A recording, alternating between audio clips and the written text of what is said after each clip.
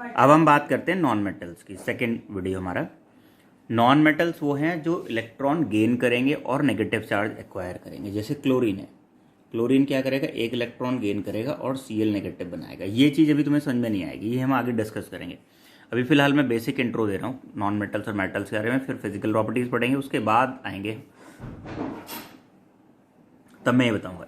9th class में बता के आया हूँ। अगर किसी को भी समझ में नहीं आ रहा है ये वाली बात तो उसकी प्रॉब्लम है वो, क्योंकि उसने 9th क्लास में नहीं पढ़ा है ढंग से।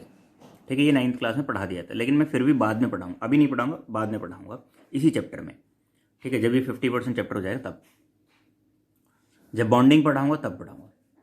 तो वो एलिमेंट जो नेगेटिव चार्ज एक्वायर करते हैं bye gaining electron, electron gain करके, उन्हें हम क्या कहते हैं, नॉन मेटल्स कहते हैं। ठीक है, अब क्योंकि नेगेटिव चार्ज एक्वायर करते हैं so they are also called electronegative elements, इन्हें हम इलेक्ट्रोनेगेटिव एलिमेंट्स भी कहते हैं। पीछे मैंने बताया था तुम्हें कितने 22 नॉन मेटल थे, 22 नॉन मेटल्स। 22 में से क्या होता है, एक लिक्विड होता है, 10 सॉलिड हैं और 11 गैसेज है। मैंने यहाँ कुछ एग्जाम्पल लिखे हैं, जैसे कार्बन एंड सल्फर। कार्बन का सिंबल क्या है, C है, सल्फर का क्या है, S है। ठीक है, ये दोनों क्या है, सॉलिड स्टेट में। ब्रोमीन क्या है, लिक्विड में है। ठीक है, और नाइट्रोजन, ऑक्सीजन, ये क्या है, गैसेस स्टेट में। हाइड्रोजन, वहां पे एक्सेप्शन पढ़ा था हमने। Hydrogen is the only non metal which forms positive ions by losing electron. Hydrogen जो है इलेक्ट्रॉन लूज करके पॉजिटिव आइन बनाता है, तो ये एक्सेप्शन है, ध्यान रखना। पूछ लेते हैं कई बार कि name the non metal which acquire positive charge. ठीक है, तो वो क्या है, हाइड्रोजन। या फिर name the metal which loses electrons, तो वो भी क्या है, हाइड्रोजन ही। अब इनर्ट गैसेस जो हैं, ठीक है, उसे भी हम क्या करते हैं, मेटल्स, नॉन मेटल्स में ही पढ़ते हैं। Inert gases like helium, argon, neon, xenon are also considered as non metal. इन्हें भी हम नॉन मेटल्स में ही पढ़ेंगे। क्यों पढ़ेंगे, क्योंकि ये नॉन मेटल की प्रॉपर्टी शो करती है।